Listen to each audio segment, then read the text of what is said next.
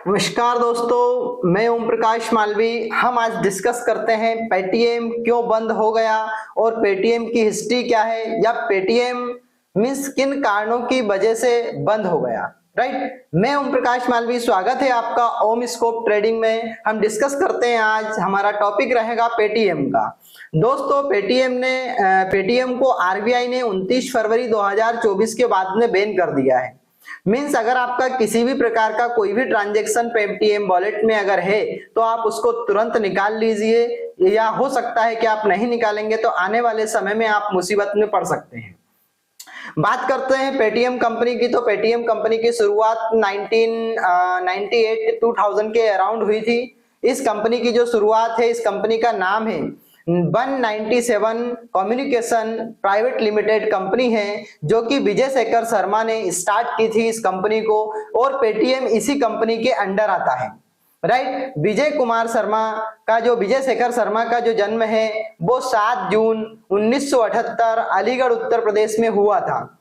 इनका सपना था कि पेटीएम ऐसी कंपनी बने, या ये एक ऐसी कंपनी का निर्माण करे जो पूरे वर्ल्ड में या पूरे विश्व में फेमस हो। तो 29 फरवरी के बाद में पेटीएम बैंक में किसी भी प्रकार का कोई भी ट्रांजैक्शन लीगल नहीं रहेगा, या किसी प्रकार का पेमेंट आप नहीं डाल पाएंगे।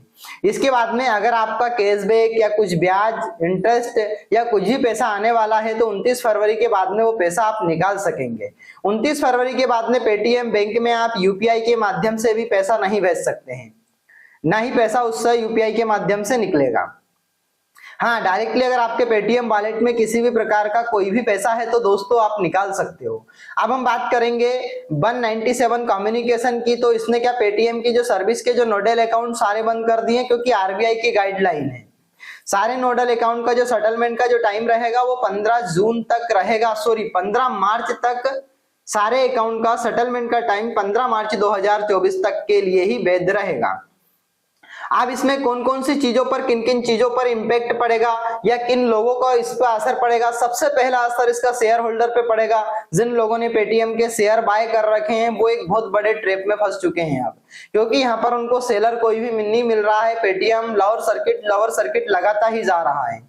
मीन्स इसका जो लोअर सर्किट है वो कंटिन्यूसली हो सकता है 2-3 दिन बाद, आने वाले मंडे ट्यूसडे में हम इस विषय में डिस्कस कर सकते हैं। इसके बाद में डिवाइस होल्डर, आपने देखा होगा छोटी छोटी दुकानों पर इसकी डिवाइस है, वो डिवाइस इन्होंने पेटीएम से बाय कर रखी है, लेकिन अब वो डिवाइस भी किसी भी काम की नहीं रहेंगी, क्योंकि 29 फरवरी के बाद में पेटीएम पूर्ण रूप से बैन हो जाएगा। अभी तो पेटीएम बैंक का है, इसके बाद में पेटीएम वॉलेट या इस पे क्या प्रभाव पड़ता है इसका हम अभी कुछ कह नहीं सकते हैं। इसके बाद में नेक्स्ट, जो लोग कैशबैक पर विश्वास करते थे मूवी टिकट बुक करने के लिए या किसी भी प्रकार की शॉपिंग करने के लिए, मतलब कंटिन्यू कैशबैक को ढूंढते रहते थे पेटीएम पर, उनके लिए भी सबसे बुरी खबर है ये। आप समझ सकते हो उस चीज को। अब हम बात करते हैं किन किन रीजन की वजह से पेटीएम बैंक बैन हुआ है या आरबीआई ने इसको बैन करा है। सबसे पहला कि इसमें जो कंप्लायंस इसके इश्यूज हैं जो कि कंटिन्यूसली चलते रहे और ये आरबीआई की कोई भी गाइडलाइन को फॉलो नहीं कर रही है। सेकंड नंबर से आता है कि पेटीएम में जो इन्वेस्टमेंट, एक बड़ा इन्वेस्टमेंट अमाउंट सुनने में आ रहा है कि चाइना करती है। मतलब आप समझ सकते हो कि चाइना और हमारे देश में ऐसी सिचुएशन बनी हुई है, इसके बाद भी पेटीएम में कहीं ना कहीं इन्वेस्टमेंट करा हुआ है। इसके बाद में अभी प्रॉपर तरीके से वेरीफाइड नहीं हुआ है कि पेटीएम जो है वो चाइना को इंडियन डेटा भी देती है। इस विषय में अभी कहीं ना कहीं मामला विचाराधीन है। अब हम नेक्स्ट बात करते हैं कि पेटीएम की जो शुरुआत है वो 197 कम्युनिकेशन लिमिटेड कंपनी के द्वारा विजय शेखर शर्मा ने 2000 में की थी। पेटीएम को जो लॉन्च किया था वो 2010 में करा था, जिसमें 2 मिलियन इन्वेस्टमेंट विजय शेखर शर्मा ने किया था। मतलब विजय शेखर शर्मा एक डिजिटल क्रांति को इस देश में लाना चाहते थे। अब हम बात करते हैं कि पेटीएम शुरुआती दौर में कौन कौन से काम करता था। दोस्तों, पेटीएम स्टार्टिंग में mobile recharge, data card, landline, postpaid service, DTH recharge, इस प्रकार के काम में स्टार्टिंग की थी, इस प्रकार के काम ये किया करता था। अब हम बात करते हैं कि 2014 में पेटीएम एक वॉलेट के रूप में परिवर्तन हो गया, जहां पर हर व्यक्ति का नारा था पेटीएम करो। मतलब कहीं भी आप जाओगे तो लोग यूपीआई को महत्व नहीं देते थे। वो आज भी अगर किसी दुकान पे जाते हैं, भैया पेटीएम चालू है, मतलब पेटीएम की इतनी आप पॉपुलर हो गया है। अगर पेटीएम के डेटाबेस की मैं बात करूं तो अराउंड 80 मिलियंस डेटा पेटीएम का है, और पेटीएम फास्टैग की अगर हम बात करें तो 8 मिलियन के अकॉर्डिंग 8 मिलियन जो डेटा मतलब पेटीएम फास्ट का इसका जो यूजर है, फास्ट जो होता है टोल टैक्स पर लगता है जिसे हम फास्टैग बोलते हैं, वो 8 मिलियन यूजर्स हैं। मतलब अराउंड 80 लाख जो सबसे ज्यादा यूजर फास्टैग का अगर किसी बैंक का है तो पेटीएम बैंक का है। मतलब पेटीएम को पेटीएम बैंक से और पेटीएम फास्टैग से एक अच्छा खासा रेवेन्यू जनरेट होता है। अब हम इसकी बात करते हैं कि पेटीएम में किन किन लोगों ने पैसा लगाया था। तो सबसे पहले Alibaba.com, Ratan Tata, Berkshire Hathaway, इन लोगों ने इन्वेस्टमेंट किया था पेटीएम में, लेकिन धीरे धीरे इन लोगों ने अपना इन्वेस्टमेंट को कम कर दिया। हम बात करते हैं 8 नवंबर 2016 में एक ऐसा दौर था जब प्रधानमंत्री नरेंद्र मोदी ने रात 8 बजे आकर बोला था कि जितनी भी इंडियन करेंसी है, जो 1500 के नोट है, वो लीगल टेंडर नहीं रहेंगे। अब आप समझ सकते हो कि उस समय पेटीएम की सबसे बड़ी चांदी लगी हुई थी। मतलब आप समझ सकते हो कि किसी भी प्रकार का यहाँ पर इंडिया में कोई भी डिजिटल पेमेंट सिस्टम नहीं था, उस समय पेटीएम था। और कुछ लोगों का मानना था, और इसी का पेटीएम के जो प्रोमोटर्स थे या फिर पेटीएम के जो मालिक थे विजय शेखर शर्मा ने एक फायदा उठाया। सेकेंड डे इन्होंने पेपर में एक आर्टिकल्स निकाला जिसमें उन्होंने प्रधानमंत्री नरेंद्र मोदी को बधाई दी और एक डिजिटल क्रांति के लिए उनको बहुत ही कहीं न कहीं बताया गया कि आने वाले समय में भारत में डिजिटल क्रांति का रहेगा या फिर डिजिटल पेमेंट गेटवे रहेगा। तो इसलिए अपोजिशन पार्टी ने बहुत सारे आरोप भी लगाए कि बीजेपी गवर्नमेंट या फिर विजय शेखर शर्मा को पहले से ही पता था कि नोट बंद होने वाले हैं, लेकिन इनकी टीम ने और विजय शेखर शर्मा ने इस बात को विशेष ध्यान नहीं दिया और फोकस करा कि हम डेटा कैसे मतलब ग्रैब कर सकते हैं या हम अपने बिजनेस को कैसे बढ़ा सकते हैं। तो 2017 में इन्होंने अपना एक पेटीएम बैंक लॉन्च कर दिया जिसको आरबीआई ने अनुमति दे दी। अब 2017 में जब पेमेंट बैंक जो आरबीआई ने अनुमति दी थी उसको चालू तो कर दिया, लेकिन 2018 में इसमें कंप्लायंस बहुत सारे इश्यूज आने लगे। अब आप समझ सकते हैं कि कंप्लायंस जब इशू आए तो आरबीआई ने इनको नोटिस भी प्रोवाइड किए कि आप जो अपने कंप्लायंस केवाईसी से रिलेटेड इनके कंप्लायंस थे तो इसको सुधार करें, लेकिन उसमें इन्होंने सुधार करने की कोशिश नहीं की और उन्होंने सोचा होगा कि जो होगा वो देखा जाएगा। अब 2022 में आरबीआई ने फिर उनको एक नोटिस दिया और नोटिस में उनसे साफ कह दिया कि अगर आप अपना केवाईसी इश्यूज नहीं सोल्व करते हैं तो आपकी बैंक को बैन कर दिया जाएगा। इस प्रकार का कुछ भी स्टेटमेंट आरबीआई के द्वारा पेटीएम जो मालिक था, जो सीईओ था चंद्रशेखर शर्मा, उनको मिला। इसके बाद में हम देखते हैं कि इन्होंने फिर भी अपने सिस्टम में सुधार नहीं करा और सुधार नहीं करने का नतीजा ये रहा कि 2023 में आरबीआई ने 5.23 करोड़ रुपए का फाइन पेटीएम पर लगा दिया। एक अच्छा अमाउंट क्या करा था, पेटीएम बैंक पर इन्होंने लगा दिया था।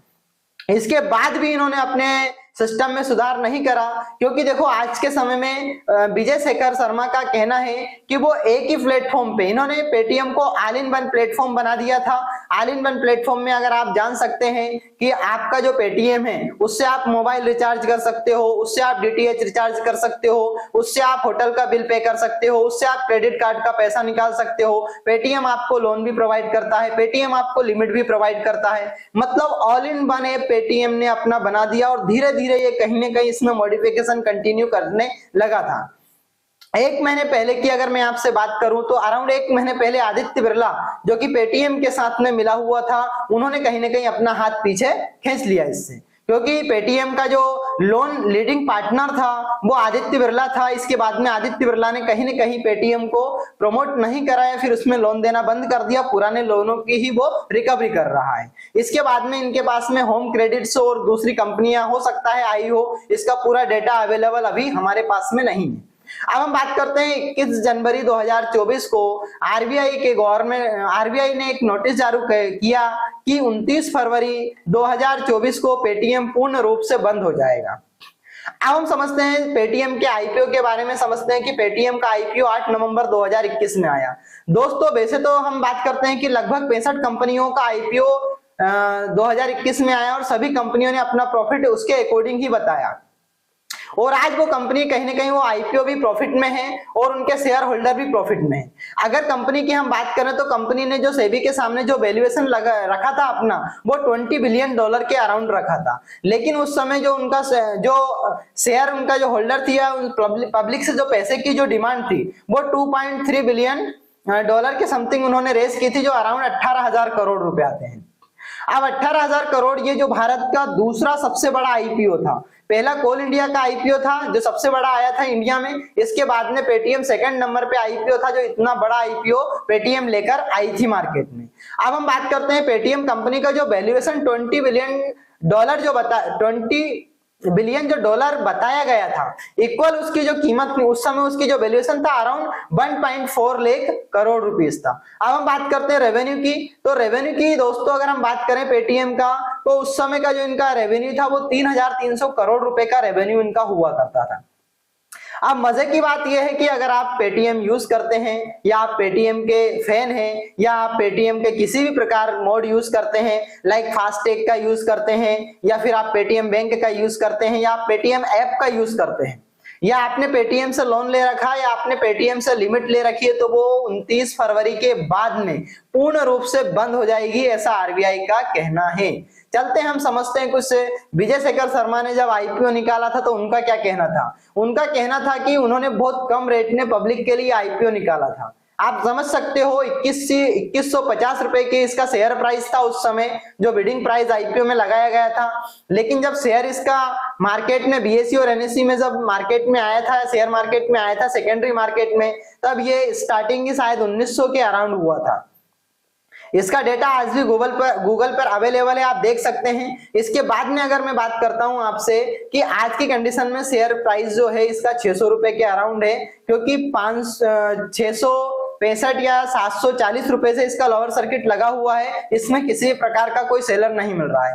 तो दोस्तों आपको कैसी कंपनियों में इन्वेस्टमेंट करना चाहिए, या आपके पास में पेटीएम का डीमेट अकाउंट है तो आप उसको भी बंद कर दीजिए, क्योंकि सबसे बुरी खबर है पेटीएम के लिए ये। अगर आपको नया डीमेट अकाउंट ओपन करवाना है तो कुछ अच्छे कंपनियों के लिंक हमने डिस्क्रिप्शन में दे रखे हैं, आप जाके वहां पर डीमेट अकाउंट ओपन कर सकते हैं। और अगर आपको बेसिक से लेकर एडवांस तक शेयर मार्केट सीखना है तो हमारे चैनल पर एवरी टॉपिक पर अलग अलग वीडियो हमने अपलोड किए हुए हैं, आप जाकर देख सकते हो। दोस्तों आज के वीडियो में इतना ही। अगर आपको जानकारी अच्छी लगी तो वीडियो को लाइक कीजिए, चैनल को सब्सक्राइब कीजिए। मिलते हैं नेक्स्ट वीडियो में, तब तक के लिए दोस्तों जय हिंद, जय भारत।